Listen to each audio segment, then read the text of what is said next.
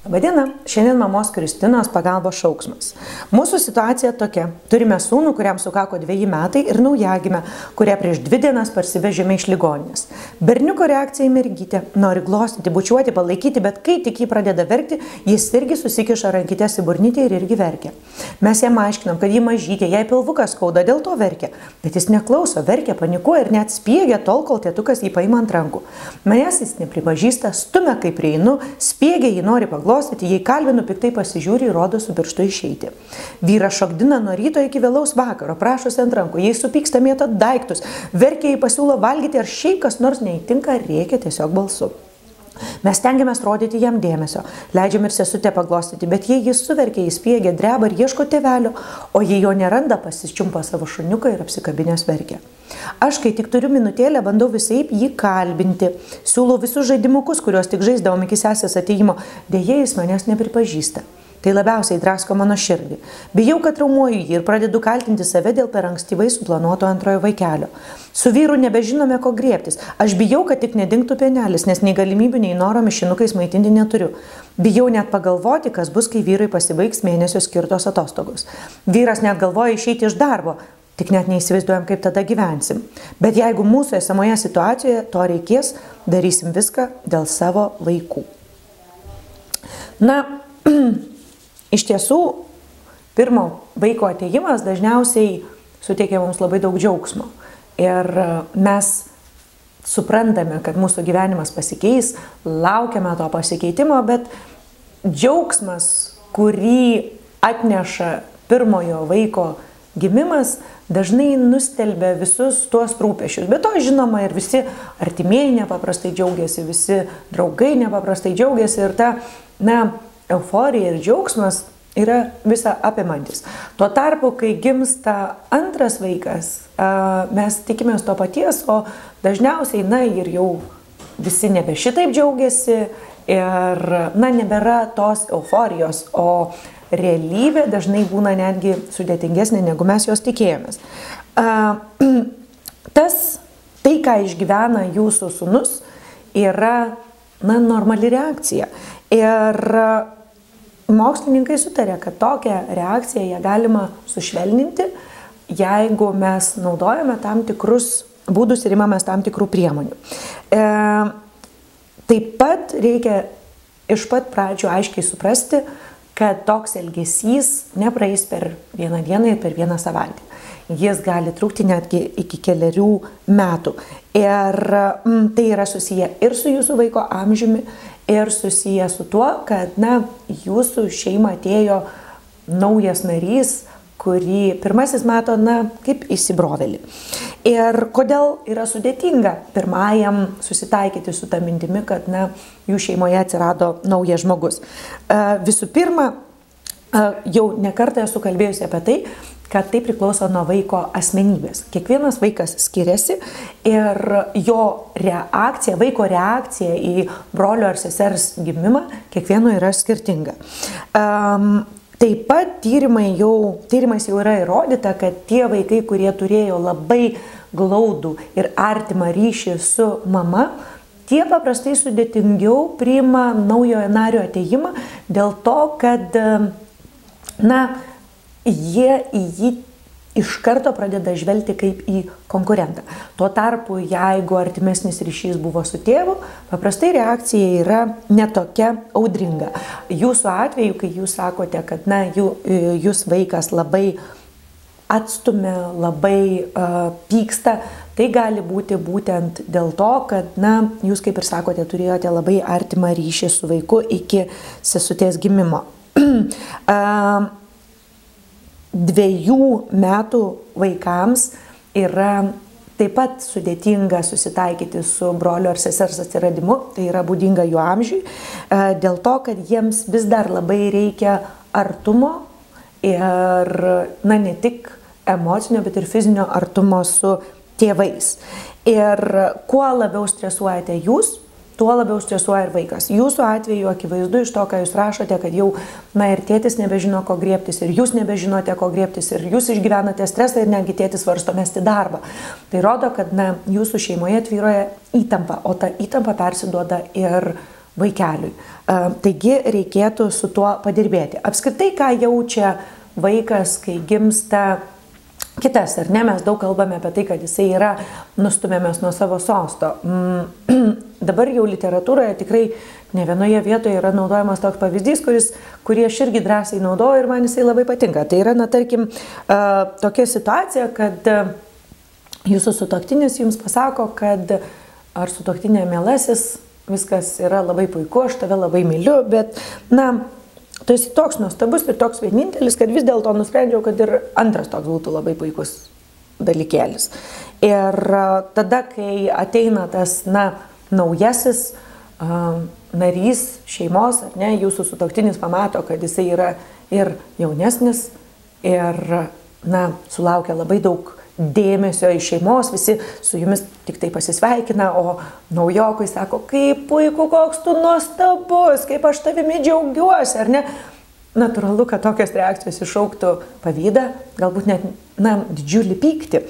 Ir, nereikia tikėtis iš vaiko, kad jis bus puikus didysis brolis, viską supras jūsų meilę mažyliui ir turės įgimtą norą mylėti brolį ar seserį. Taip nėra. Tai mes tą antrą vaikelį planuojame, mes jo laukiame, mes juo džiaugiamės, o pirmam vaikui jisai vis dėlto yra ypač pradžioje daug didesnė grėsmė ir nestabilumas, neaiškumas, kokia dabar yra jo situacija, negu kad džiaugsmas. Kaip galima padėti pirmagimiui? Visų pirma, reikia labai sąmoningai skirti jam laiko. Labai dažnai aš pastebiu, kad, kai yra nedidelis skirtumas tarp vaikų ir šeima susilaukia antrojo vaikelio, tai pirmasis yra išstumiamas su aukle arba su seneliais, o jau mama visą dėmesį skiria naujagimiui. Tuo tarpu juk naujagimiui jokio skirtumo, kas jį vežios vežimėlyje. O 2 metukų mažyliui yra nepaprastai svarbu, kad su juo žaistų ir jam dėmesį skirtų būtent mama ar tėtis, o ne kažkas kitas. Taigi geriau vežimėlį atiduokite močiutei, kad jis smagiai kvėpuotų grynų orų ir stumdytų jį lauke, o patys tuo metu pažaiskite su 2-3 metų vaikučiu. Net 10-15 minučių nepertraukiamo dėmesio pamatysite per 2-3 savaitės pagerins, sumažins pykčio priepuolius. Ypač jeigu tuo metu aplink niekur nėra mažylio ir jisai tų veiklų nepertraukia. Taip pat reikia labai įsiklausyti, ypač jeigu vaikas šneka. Aišku, jeigu jau vaikas dar nešneka, tai reikia įvardinti jo jausmus. Ir niekada negalima neigti to jausmo. Aš nekenčiu brolio, ar ne? Ir dažnai yra reakcija, oi, negalima nekęsti broliuko, juk jisai toks nuostabus, ar ne? Ko vaikas tada išmoksta? Jis išmoksta slėpti savo jausmus. Tai nėra gerai. Su artimiausiais žmonėmis, kokia yra mama ir tėtis, jis turėtų turėti galimybę pasikalbėti apie savo jausmus. Aš suprantu, kad tu pyksti ant brolio, nes dabar mes nebegalime tiek žaisti kartu, bet pamatysi, jisai užaugs ir tu taip pat su juo norėsi pažaisti, ar ne, ieškoti pozityvių, tos situacijos pusių. Ką jūs turite labai aiškiai pasakyti? Jūs turite labai aiškiai pasakyti, kad neleisite vyresnėliui skriausti mažylio. Suteikite vaikui įrankius ir būdus, kaip jisai galėtų išreikšti savo, pyktį ar kitus nemalonius jausmus. Pavyzdžiui, jisai gali nupiešti piešinį pikto vaiko. Kaip jam dabar yra pikta, jis gali nupiešti. Arba jis gali riaumoti kaip liūtas, arba gali lakstyti kaip antilopė, ar dar kažką. Ar ne, jūs galite sugalvoti daug kūrybingų įvairių būdų, kaip išlieti vaikui susikaupusią emociją. Nes ypač tokiam 2-3 metų vaikeliui žodžiais tą dar padaryti yra labai sudėtinga. Jeigu jūs pastebite, kad jūsų vyresnėliui reikia ypatingo to dėmesio, dažnai atsitinka taip, kad gimsta mažylis ir jau tėvai į tą vyresnėlį, nesvarbu, net jeigu jam 1,5 metų, jau staiga žiūri kaip į didelį, kuris pats turi apsiauti, pats turi apsirengti, nes jis jau didelis. Ir taip, jis didesnis ir vyresnis už naujagimį, bet kitoje šeimoje, kur 5 metų vaikas yra jaunylis, ten jis yra mažulėlis, ar ne? Tai reikia niekada neprarasti šitos perspektyvos ir to viso paveikslo matymo, įsivaizdavimo, kaip yra iš tiesų. Taigi, jeigu jūsų nedideliam, dar tam vyresnėliui reikia dėmesio, reikia jį panešioti ant rankų, prisiglausti, tai tą ir darykite, nes priešingai negu yra manoma, tai dažnai sustabdo regresiją. Nes jeigu vaikas pamato, kad tam, kad gautų dėmesio, reikia būti tokiu kaip kūdikis, tai yra vėl daryti kelnes, negebėti savarankiškai valgyti, tai jis tą ir darys siekdamas dėmesio. Bet jeigu jis matys, kad jis ir taip gauna dėmesio ir kiek jūs galite jam duoti, tai tos regresijos sumažės. Nesitikėkite, kad jis taiga bus savarankiškas. Apskritai tikėkitės labai mažai. Ir kuo mažiau tikėsitės, tuo daugiau maloniai būsite nustebinti. Nes, iš tiesų, tie mūsų vyresnėliai, jie nori būti dideli, jie nori džiaugtis tais savo gebėjimais, kuriuos jie turi, o mažylis dar neturi. Bet tai turi būti savalaikis dalykas. Tai turi ateiti, vaikui iš vidaus, vidinė motyvacija turi būti.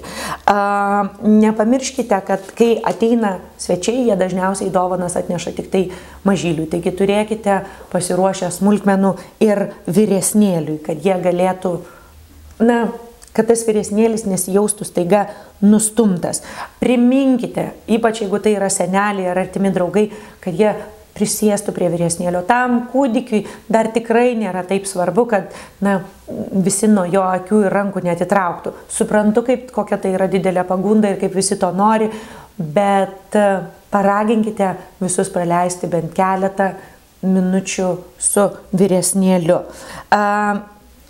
Suteikite vyresnėliui erdvę, kurioje jisai galėtų būti tyliai, žaisti ramiai. Ar ne, aš suprantu, kaip jums norisi visur neštis kūdikį, bet susiorganizuokite tokias situacijas, kuriuose jūs galėtumėte praleisti laiką vien tik tai su tuo vaiku tylioje, privačioje jam aplinkoje, kurios jam nereikia dalinti su kūdikiu. Ir duokite vaikui tam tikras užduotis. Vaikai labai nori padėti. Vaikai labai nori dalyvauti. Tai tik, žinoma, neperlenkite lazdos. Bet jeigu vaikas nori padėti maudant mažylę, jeigu jisai nori padėti ją aprengti, leiskite, sudarykite sąlygas. Ir, vėlgi neperlenkdami lazdos, pasakykite, kokie yra privalumai būnant vyresniu. Ar ne, tau nereikia sėdėti vežimėlėje visą laiką. Tu gali eiti ir šokinėti per balas, ar ne? Kai lyja, tai yra labai smagu. Tu gali pasirinkti, ką valgyti. Mažylis dar negali pasirinkti, ko valgyti. O tu jau gali išsirinkti, ko tu nori. Tu gali žaisti su draugais, o mažylis dar net neturi draugų, ar ne? Tiesiog pabrėžkite, kaip yra smagu būti vyresniu broliuku. Ir labai dažnai, kaip jau ir minėjau, vyresnėlio reakcijos priklauso nuo mūsų reakcijų.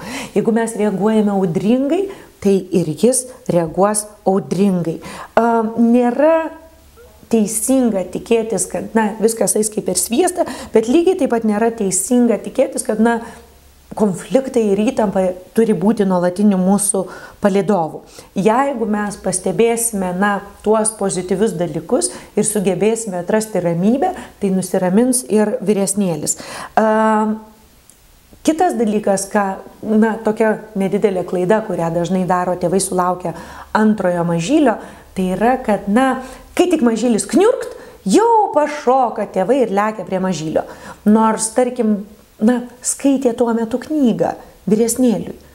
Kokią mes tada siunčiam žinutę vyresnėliui? Kad mažylio poreikiai yra prioritetas. Ką reikėtų daryti? Pavyzdžiui, pasakykite, mažylis jau išalko, atsibudo, dėl to man reikės greitai pas jį eiti. Pabaikime knygelę ir aš eisiu. Jeigu mažylis įsirėkia, sakote, pabaikime šį puslapį, aš pamaitinsiu mažylį, o tada pabaigsime visą knygelę. Tiesiog parodykite vaikui, kad jo poreikiai nėra nustumti į antrą planą, kad jo poreikiai vis dar yra tokie patys svarbus kaip iki mažylio gimimo. Gaudykite vaiko gerą elgesį, džiaukitės geru elgesiu, akcentuokite pozityvą, o ne negatyvą. Tai parodo pagarbą jūsų vyresnėliui. Taip pat, dar kartelį noriu priminti, kad vaikas nėra blogas. Kartais yra tiesiog netinkamas jo elgesys. Tai taip ir kalbėkite, man nepatinka, kaip tu dabar elgiesi. Ar ne? O ne tai, kad, tu esi blogas vaikas. Ir taip pat nereikia stebėtis, kad, kai kurie tėvai sako, mano mažylis, tas vyresnėlis, iš pradžių taip nepaprastai džiaugiasi, o tik po to pradėjo pykti. Yra normalu pradžioje nepaprastai džiaugtis. Ypač jeigu jūs ruošiate tam vaiką, jeigu jūs su juo apie tai kalbėjote, tai yra normalu, kad jo reakcija yra labai, labai teigiama pradžioje. Ir tik vėliau pradeda atsirasti ir negatyvus jausmai. Kodėl jie pradeda atsirasti? Pavyzdžiui, kai kuriem atsiranda tada, kai mažylis pradeda ropoti. Ar ne? Jaunėlis pradeda ropoti, pradeda imti jo daiktus. Aha, gimsta pavydas. Nebūtinai jis turi atsirasti pirmąją dieną. Taigi būkite atviri, plačiai atmerkę akis. Supraskite, kad kiekvienas vaikas yra skirtingas ir jo reakcija nebūtinai turi būti tokia, apie kokią rašo knygose. Ar ne? 2 metų vaikas, kaip ir minėjau anksčiau, jo kalba dar tik vystosi. Todėl yra normalu, kad savo pavydą ar savo pyktį jisai rodo pykčio priepuoliais. Tuos pykčio priepuolius gali lydėti ir šlapinimasis į lovą, ir atsisakymas valgyti, ir netgi kandžiojimasis, muštynės, spjaudimasis ir taip toliau ir panašiai. Tai yra normalu 2-3 metų vaikui, kurio dar kalba nėra visiškai išsivyščiusi. Ko labiausiai reikia tėvams? Tėvams tuo metu labiausiai reikia ramybės. Jūsų reakcijos turi būti pagarbios, kantrios ir ramios. Kuo emocionaliau jūs reaguosite, tuo labiau aštrinsite problemą. Turite palaukti, kol praeis audra, tada ramiai, kultūringai, pagarbiai su vaiku aiškintis ir nuolat kalbėti. Taip pat, jeigu vaikas elgiasi netinkamai, nusileiskite iki jo akių lygio, pritūpkite arba atsiklaukite, pasakykite stop. Ramiai, bet ganėtinai griežtai, kad vaikas suprastų, kad buvo peržengta riba. Taip pat paaiškinkite, kaip norite, kad vaikas elgtųsi. Stop, aš noriu, kad tu glostytum sesę švelniai. Ar ne? Stop, man nepatinka, kai tu šauki. Jeigu tau nepatinka, kad sesė šaukia, mes galime išeiti į kitą kambarį. Ar ne? Turi būti nuoseklumas. Nuoseklumas yra ypatingai svarbus. Jūs negalite vieną kartą vienaip reaguoti, kitą kartą kitaip. Vaikui jau ir taip yra daug pasikeitimų. Labai svarbus yra nuoseklumas ir aiškumas ir taisyklės. Kiekvieną mielą dieną ir kiekvieną mielą minutę. tą taisyklių svarbą tikrai norėčiau labai pabrėžti dėl vienos labai paprastos priežasties. Kartais gimus mažyliui tėvai pamato vyresnėlio reakciją ir patys labai emociniai sureaguoja ir tada pasipila saldainiai, pasipila dovanos.